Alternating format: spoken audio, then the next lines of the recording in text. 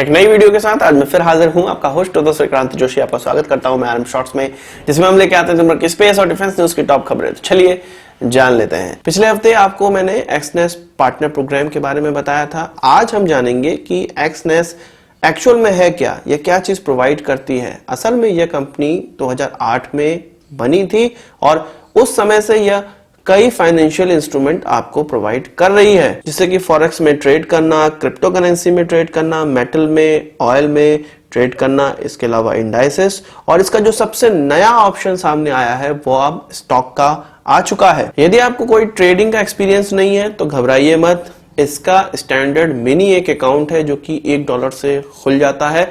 आप इसके माध्यम से ट्रेडिंग के गुण सीख सकते हैं और जब आप कंफर्टेबल हो जाएं तब पैसे लगाएं और ज्यादा मुनाफा कमा सकते हैं। इंटरेस्टेड लोग डिस्क्रिप्शन में दिए हुए लिंक पर क्लिक कर सकते हैं और अपनी फाइनेंशियल सक्सेस को प्राप्त कर सकते हैं एक्सनेस से जुड़कर। अपनी सबसे पहली खबर की बात करेंगे तो वो ऑटोक्लेव, जो कि मैंने कल आपको न्यूज में बताया था कि भारत ने एक शिप जो चाइना से होकर पोर्ट कासिम जा रहा था, पाकिस्तान जा रहा था, और ये माना जा रहा था कि उसमें जो ऑटोक्लेव रखा हुआ है वो किसी बैलिस्टिक मिसाइल को डेवलप करने या किसी न्यूक्लियर बैलिस्टिक मिसाइल को डेवलप करने या किसी सैटेलाइट ले जाने वाली रॉकेट को डेवलप करने के लिए इस्तेमाल किया जाना है। इसलिए भारत ने उसको सीज कर लिया है।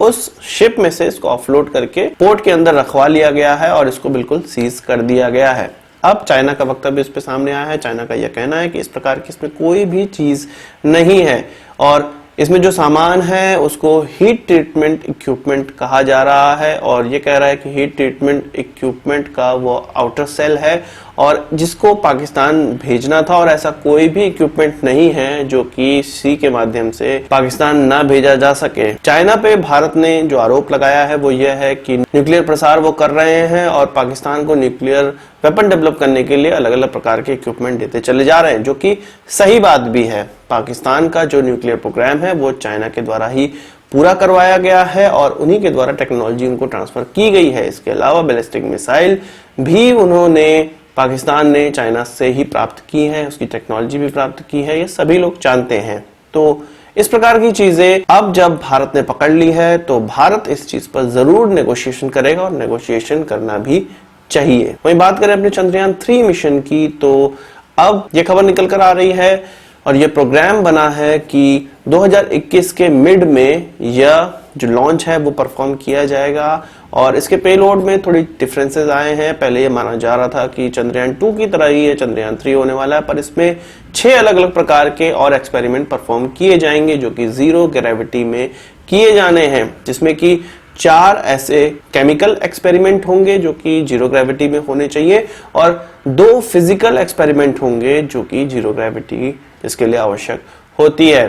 तो जो चंद्रयान 3 हम लोग सोच रहे थे कि इस साल के अंत में नवंबर तक लॉन्च हो जाएगा, उसकी डेट खिसक के अब 2021 के मिड में हो चुकी है और मुझे लगता है कि यह खिसक के 2022 के अंत तक जा सकती है या उसके बाद भी हो सकती है, क्योंकि गगनयान का जो दबाव है इसरो पर वो ऑलरेडी बना हुआ है और उस पर वो बहुत जोर से उससे लगे भी हुए हैं, तो जिससे कि चंद्रयान 3 का जो प्रोग्राम है वो पिछड़ भी सकता है। अब बात करते हैं चाइना द्वारा डेवलप किए गए अपने इंडिजिनस इंजन की। आपको पता है कि जो उनका J-10C एयरक्राफ्ट है जिसमें कि अभी तक AL-31 इंजन का इस्तेमाल किया जा रहा था जो कि रशियन इंजन है और इसी का इस्तेमाल हम लोग Su-30 MKI में भी करते हैं और उनके J-10 में भी इसी का इस्तेमाल किया जा रहा है जो कि 5th जनरेशन एयरक्राफ्ट है और बहुत प्रचलित इंजन है। अब इसको रिप्लेस करके उनके J-10 में लगा दिया गया है WS-10 इंजन और यह एक इंजन का एयरक्राफ्ट है, सिंगल इंजन एयरक्राफ्ट है।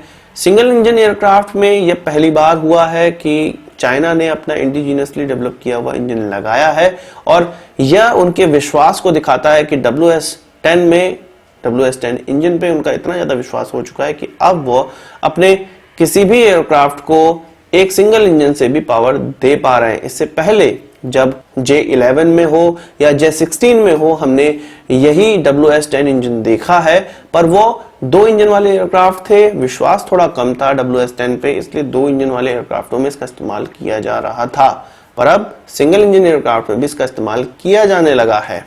वहीं बात करें J20 के लिए, तो J20 के लिए उनके द्वारा WS-15 इंजन ऑलरेडी डेवलप किया जा रहा है जो कि AL-31 को रिप्लेस करने वाला है। तो रशिया के लिए एक बुरी खबर है, उनके यूनाइटेड इंजन कॉर्पोरेशन कंपनी के लिए एक बुरी खबर है कि उनका बड़ा कस्टमर, उनके इंजन का बड़ा कस्टमर उनसे दूर जाने वाला है। चाइना का यह मानना है कि वो किसी भी प्रकार के इंजन का इंपोर्ट अब नहीं करना चाहते हैं और इंडिजिनस इंजनों का ही इस्तेमाल अपने एयरक्राफ्टों में करना चाहते हैं।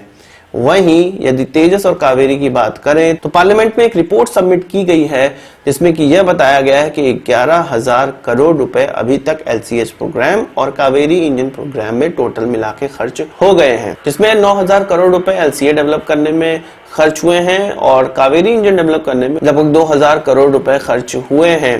कावेरी इंजन जो है वो 30 साल से डेवलप किया जा रहा है और LCA को डेवलप करने में 36 साल लग गए हैं। कावेरी इंजन अभी भी डेवलप नहीं हो पाया है। तो आप देख रहे हैं चाइना कितनी तेजी से तरक्की कर रहा है अपने हर एयरक्राफ्ट को। हालांकि उसने रिवर्स इंजीनियरिंग की हुई है और रशिया उनसे परेशान भी है। जो भी एयरक्राफ्ट वो उनको बेचते थे उसका रिवर्स इंजीनियरिंग करके चाइनीज वर्जन वो तैयार कर चुके हैं और अब वो उनके इंजन का भी चाइनीज वर्जन तैयार कर चुके हैं और रिवर्स इंजीनियरिंग करके उन्होंने ये सब किया है। हालांकि ये जो इंजन डेवलप हुए हैं WS-10 वो उनकी इंटेलेक्चुअल प्रॉपर्टी तो है, पर यह माना जाता है कि रशिया के इंजन की ही कॉपी उन्होंने की है। तो भारत इस प्रकार की कॉपी करने में अभी तक असमर्थ रहा है और 2,000 करोड़ रुपए खर्च करने के बावजूद हमें कावेरी इंजन नहीं प्राप्त हुआ है। मैं ये मानता हूं कि कावेरी इंजन डेवलप करने के लिए जो अमाउंट है वो बहुत ही कम है और अभी 10 से 12,000 करोड़ रुपए और भी इसमें खर्च होने हैं। ये जो जानकारों का मानना है वो मैं आपको आंकड़े बता रहा हूं। तो जब इतने पैसे सरकार खर्च करने को तैयार होगी तभी जाके इंजन्स डेवलप हो पाएंगे। वही बात करें पाकिस्तान की, तो पाकिस्तान के फॉरेन मिनिस्टर इधर उधर जाते रहते हैं और हर जगह वो भारत की बात करते हैं, कश्मीर की बात करते हैं, CAA प्रोटेस्ट की बात करते हैं और अब एक और नाम जो दिल्ली का दंगा है वो भी उसमें जुड़ चुका है। अभी कल या परसों मैंने आपको बताया था कि ईरान के फॉरेन मिनिस्टर ने भारत को ये नसीहत दी थी कि भारत के मुस्लिमों को वो अच्छे से रखे। तो उसी को आगे बढ़ाते हुए पाकिस्तान के फॉरेन मिनिस्टर ने उनका साथ दिया और कहा है कि ये बहुत करेज की बात है। ईरान के जो फॉरेन मिनिस्टर ने कहा है वो बहुत करेज की बात है और उन्होंने सही कहा है और इस पर वो उनका समर्थन करते हैं। तो आपने देखा एक बयान से या एक बयान के समर्थन में अब पाकिस्तान भी निकल आया है, इसके अलावा 2-3 देश और निकल आएंगे।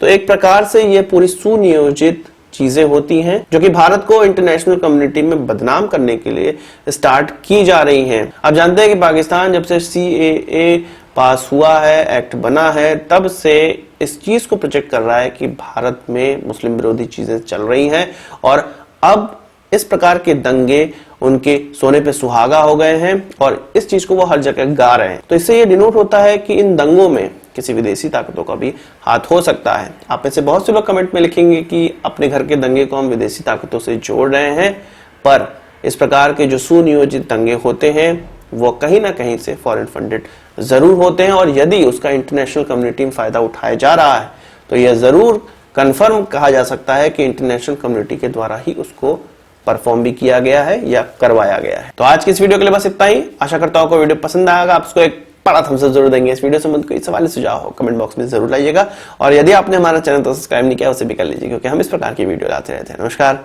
थैंक यू, जय हिंद।